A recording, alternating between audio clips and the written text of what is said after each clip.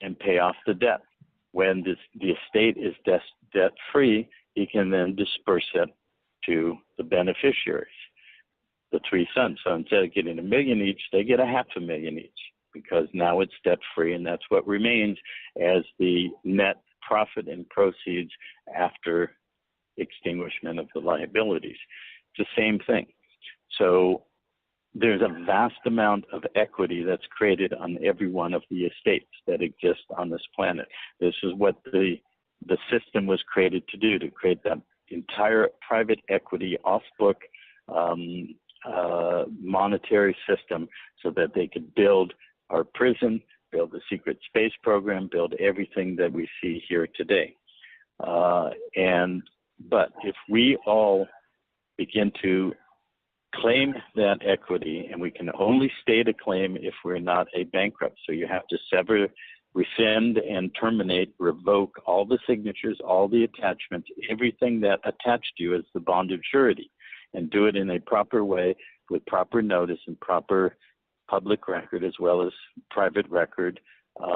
And we as a private society, as Pantera, because a society can create its own law form, its own jurisdiction, its own court, its own treasury, all those things, as a body politic, essentially as a state, then we've created a court of record, and we have created a data system to archive and create that record and to notify the entire system worldwide of our existence. They have never rebutted that about that. In fact, we get things addressed to the Pantera Court of the Ecclesia. We just got 2 envelopes from the Department of Justice yesterday addressed to the Pantera Court of the Ecclesia. Get it from the IRS. We get it from the federal courts. They recognize us all the time. So that court of record, which is superior to their inferior courts and record keeping in the corporation, stands, and we've built it over 4 years. And as we build and strengthen it, becomes more and more, standing in that capacity. So our status correction course builds that archival evidentiary record. We do all the proper public records as needed. We do all the notices to all the proper parties. We then claim the name, that all caps name. Rather than resist it or deny it, we just say, okay, fine, we're going to restate it and create a new trust that we control. And we're going to create you as public officers to be the trustees. That means now you have the liability. So rather than going into a single court case, we do it across the board with the entire system and name them as trustees. And so then they have the liability. They have the fiduciary obligation to extinguish the debt. So now we systematically. Hold on a second, Ken. What does that mean, though, in actual real terms when you get pulled over by a corporate policy enforcer? What then with this new status? Okay, good question. I was just about to get to that. So draw a line in the sand. Draw a line in time, before, now, and after the future. So that line is the demarcation point when you've declared your status and created the record as I described. From that point, there's either the past or the future. The past is the existing claims or contingent claims. There's somebody out there who says they have a claim, but it's contingent on proof of claim or something like that, or a liability that's perfected, that they've gone through commercial process and they've perfected it. Now it's a liability. It's a locked-in debt against the franchise. Each one of those can be expressed as an individual trust to settle that claim and appoint trustees. I'm just going to leave it encapsulated in that because there's a lot to the what, the why, and the how. We don't have time to go into that. But that's how you clear the past. That's just like the guy who was lost at sea, comes back, proves his standing as a living being, claims the estate. Now the executors have to go ahead and liquidate or extinguish the debts so that the remainder, the reversionary interest, will revert back to him as a living estate, as the living beneficiary. That's what we want to do. So that's how to deal with the past.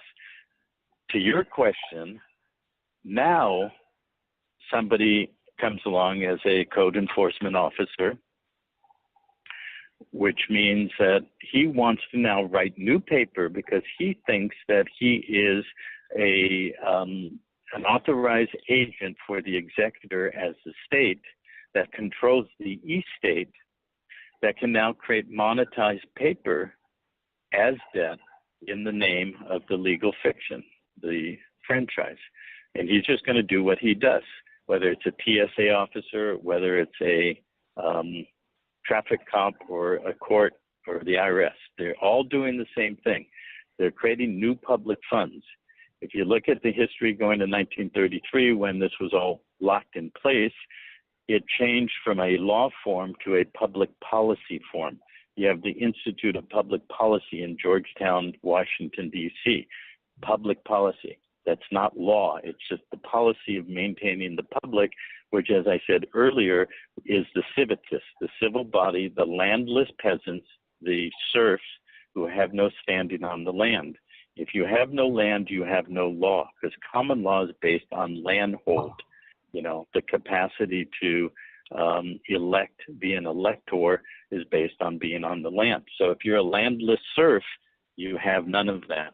But when you do what we do in the status correction, you reclaim the land, your life, your estate, and so forth. Now you have substance in law.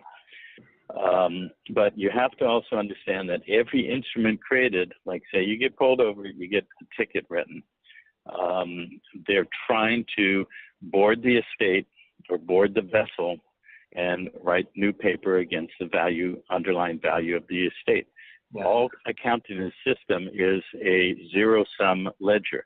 There's a debit, there's a credit on one side, balanced by a debit or a debt on the other. It adds to zero every time. That's how banking works. Every day at the end of banking hours, when they close the retail window, they have to zero it out to zero. That's what they do every day. They have to do the debits, the credits, zero it out, and then they go to their midnight creep, which is then they take the private side and they're doing all the trading. They're making billions and millions, billions and trillions while everybody sleeps. In essence, that's how the banking system works. So when they write that paper, they're going to create profit and proceeds off of the trading. They're going to have a public debt. So you get a traffic ticket for $200 fine. They're going to write bonds worth a few $1 million, trade them, and they're going to make a few $1 million. Part of it goes in the judge's pension plan, part of it goes to the court, part of it goes here, there, everywhere, and then part goes back to the sovereign, okay, which is the crown. And the numbers are flying on the wheel of accruing all this private equity, profit and proceeds off of the estate, which they have full use of. That's called ususfruct. They don't have ownership because they don't have true title to it. But when one dies and nobody claims that estate, the death certificate is a sweep of the original account created by the birth certificate, and it closes the account. And after 3 years, that reverts, called an escheat, to the state. Look up the word escheat, E-S-C-H-E-A-T. It means it reverts to the state if it's been abandoned. So that's where they get it, and they can hold it, and it becomes theirs. But while you're living, you have the ability to step back up as assessed to KV and claim that estate. That's the equity. So, as I said earlier, there's trust law, legal title, equity title, liability, and beneficial ownership, the two sides. So this is an intermeshing between trust law and estate law. But if you have no standing, no status, you can't claim the private side ledger. You have you can't get a hold of the equity. What we're doing in status correction is claiming the equity.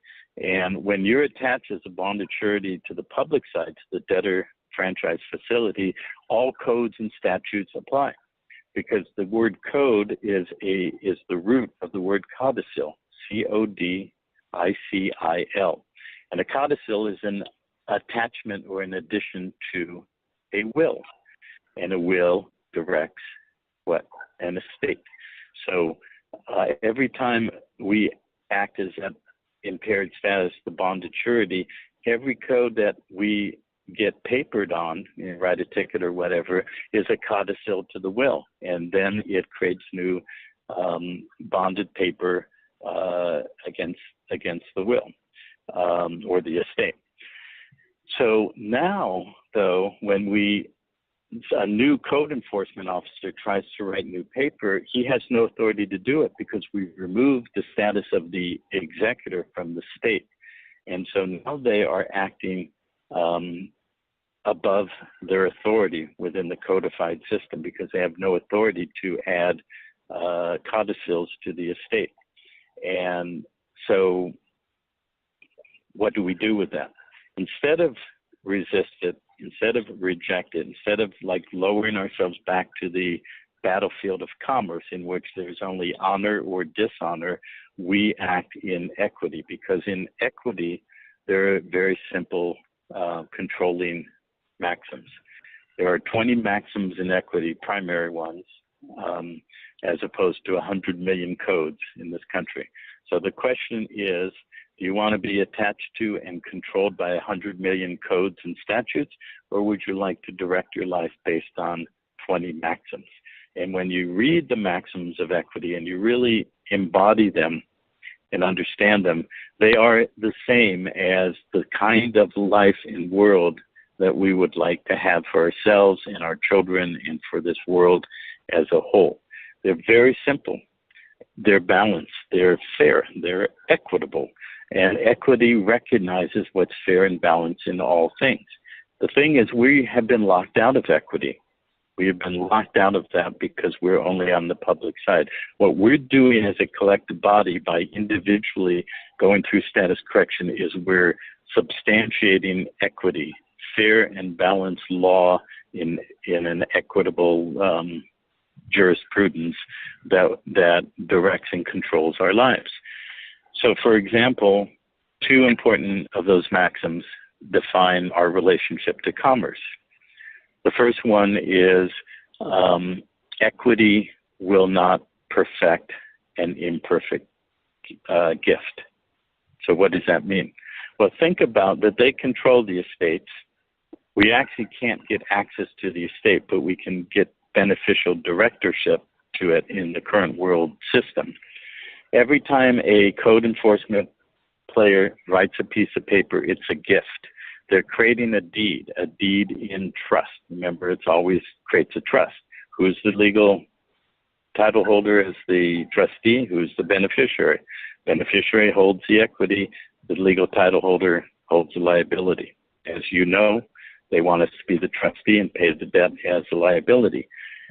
But they're creating equity when they write that paper. It's a deed in trust. We have the capacity, once we've corrected our status, to accept the deed and perfect the gift. So the maxim that says equity will not perfect an imperfect gift, it means that it will not do it in and of itself. We must be directing the point. We must be controlling it. We can only control it if we've corrected our status. So what does that mean to perfect the deed? When we have the equitable standing and we have the position of the beneficiary, and another maximum in equity is the beneficiary is the true owner, is the superior party. And that's the key. We are the superior owner when we are the true beneficiary, and we've perfected it in actual steps in the process. So